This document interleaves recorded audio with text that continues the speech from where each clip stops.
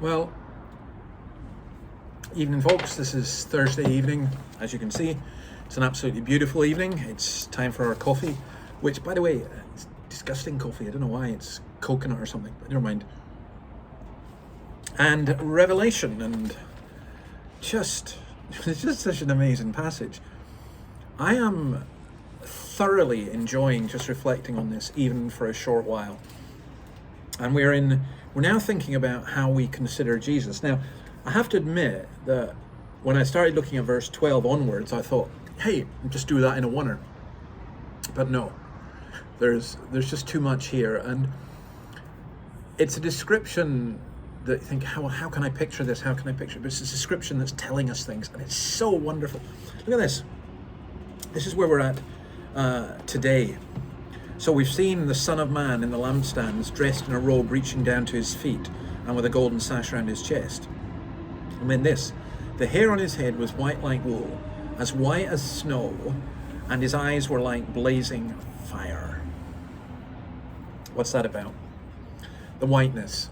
I've one or two friends, and one or two of you probably watching this, who you're thinking, oh, my hair is turning white, and you don't want it to turn white, because, I mean, you can see yours truly, I don't have much hair to turn white. And what I've got a beard is turning white, and people think, oh, I don't want grey in my hair, I don't want white in my hair, it makes me look old. But in a biblical sense, white hair stands for something. What does it stand for? Well, think of white in terms of wool, and think of white in terms of snow.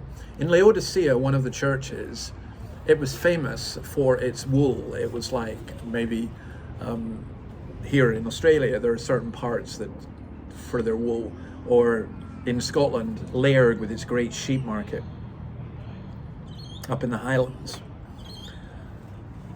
Well, what was it about whiteness? And no, none of the racial stuff in here. This is just simply, it was symbolic of eternity and divinity and purity of the Ancient of Days. He doesn't decay, he doesn't grow old, he doesn't lose his power. Nancy Guthrie, and by the way, her book, Blessed, Experiencing the Promise of the Book of Revelation, is absolutely wonderful. Go for it, absolutely go for it, I love it.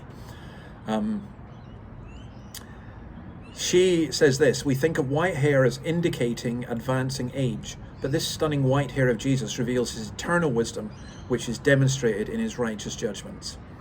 So this is Christ being pure. This is Christ coming as judge. This is Christ not growing old, not losing his power. We consider white hair maybe as a symbol of decay and decrepitness and old age. It's completely the reverse. And then the blazing eyes.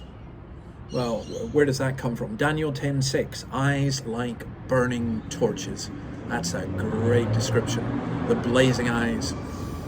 Sometimes you see people who's, they have eyes. I remember one man in particular, I met him and I thought, wow, his eyes can see right through me. The eyes of Jesus looking at us. Think about what it was like for John to look at the eyes of Jesus, and the kind of, like a flame within him.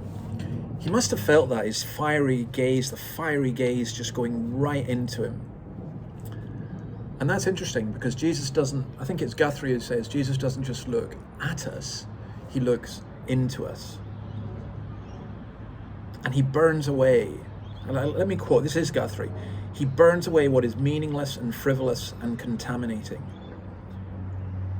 In chapter 2, verse 18, he talks about looking at the church of Thyatira as the one who has eyes like a flame of fire. He sees the dross in us, he sees the impurity. And here's the wonderful thing. He burns it out. He gets rid of it.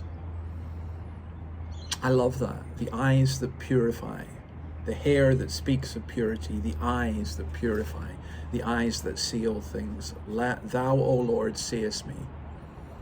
It's great stuff. All right, we shall see you tomorrow. God bless, and see you on Friday.